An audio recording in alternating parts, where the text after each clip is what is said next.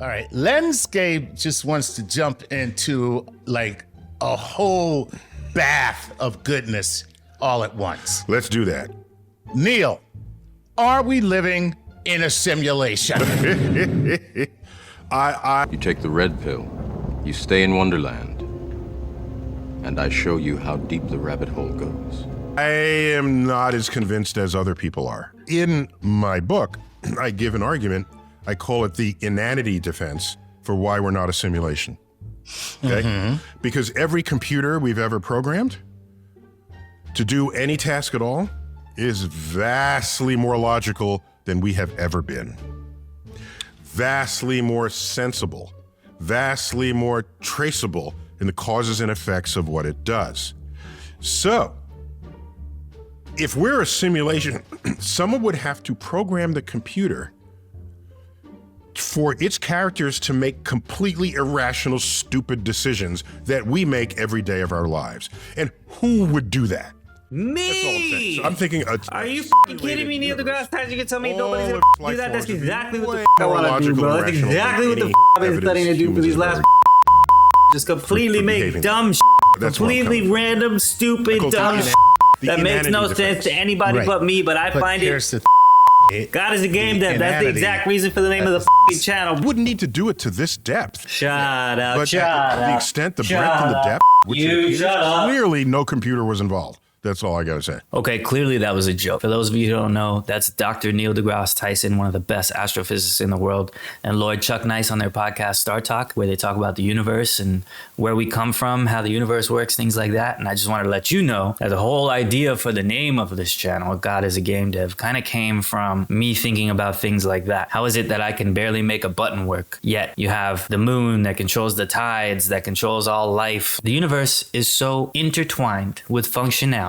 that I refuse to believe that none of this was by design. I can't sit here and wrap my head around the idea that all of this is random, and the fact that I can even sit here and talk to you is all just a byproduct of chaos. But maybe it is. Who knows? It's not a religious channel. I'm not here to debate that. I just want to give you something to think about. Anyway, back to what we're doing. Frosty won the challenge. Whatever. I made the first one easy. Bro, y'all better than me, bro.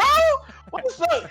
Put the game. You're not better than Frosty. Add the title. All right. I went back and beat it myself because I was irritated. But now I'm thinking, what's the second challenge going to be? I thought it'd be cool to explore an idea that I've been playing with for a while. A game that I made for my phone called Space SuitJim. It was kind of like a doodle jump clone where you're just jumping higher, trying to get to the, to the top until you die. In my version, it's a little guy with a jetpack. And let me just kind of talk you through the history of how Space SuitJim got started and then what I decided to do. So this game initially started as a little side project that I had going on while I was working for this company. I met their 2D artist and he was kind of interested in making a game on the side. So he drew this little spaceman and these platforms, and I decided to make it a platformer. I had some particle effects from previous projects that I had made like this. And I took a bunch of those same particle effects and decided to turn those into like a boost for the character. So here you can see we added some UI buttons. It was originally designed to be for Android, but the artist that I was working with, I think he got burnt out on the project that we were working on. And he really, I don't want to say anything bad about anybody, but he got busy and I was ready to work way faster than he was. So in the end, I decided to give back all his art because I felt like he wasn't as ready as me to move or make a project. I was making a lot of the decisions by myself. So I knew I was gonna have to get all this art done on my own. He had made a couple enemies that you can see here. He also made these UI buttons that you're looking at, and there were a couple traps that were supposed to kill the player. And basically I knew I was gonna have to get all this, art redone and redrawn. So I decided to test my own hand in drawing it. I'm very bad at 2D art, but I tried anyway. And I also recruited the help of my niece, Lucy, to help me draw some enemies. This is Pinchy and Rip It, and as you can see, they're adorable. And I also drew a bunch of stuff myself, like this Sentinel right here. In addition to drawing them all, I had to animate them and add effects to all of them, and I also did platforms and power-ups. I also animated the background of the platform so that things wouldn't look so boring. And power up, boost. Here's a little rotating asteroid, trash can, a little blocks. Here's some of the particle effects that I made. And when you put it all together, it ended up looking like this. I had a fun little standard 2D platformer that I basically had on my phone and sent to a few of my friends. I didn't really upload this to the Play Store on Android because I wasn't very confident in myself when I finished this.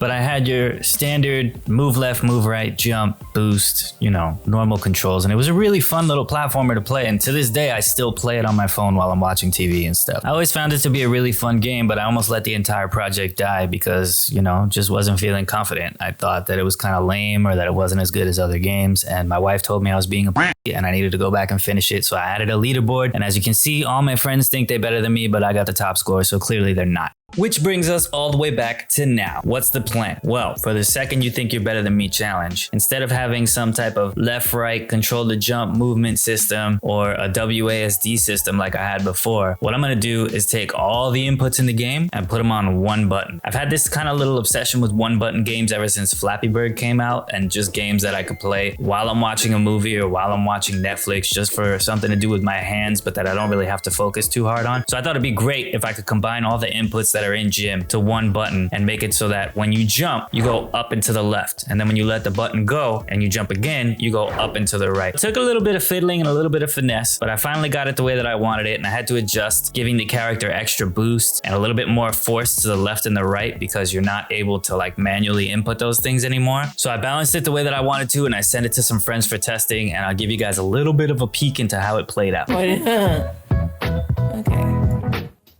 What am I clicking on? Nice try. Oh, it was this I clicked on.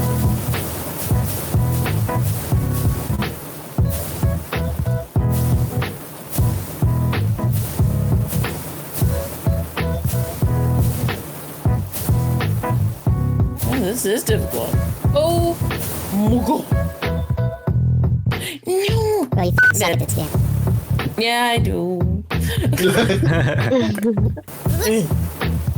Oh my god. I can't just. I don't know how to maneuver.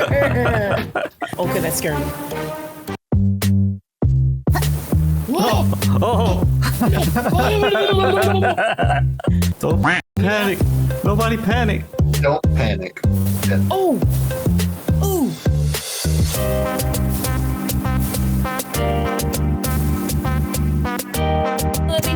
Oh my god!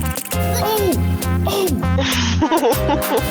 I didn't even know you could move like that. I didn't know you could either. I don't even know what I just saw, bro. And I made the game. How did you do that? You what? How did you just run to the left? Well, now I gotta check it for bugs and what the was that? Oh, was that a bug? Oh. Yeah.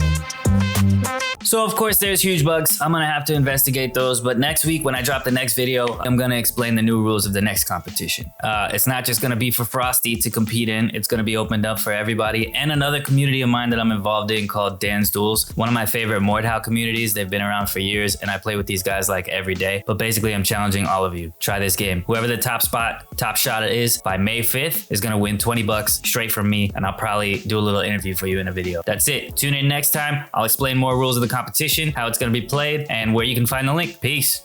Oh yeah, before I forget, like, subscribe, comment, all that good shit down there. Do it right now. Feedback, give me. I need it. I need it. Give it to me. I need it. Validation.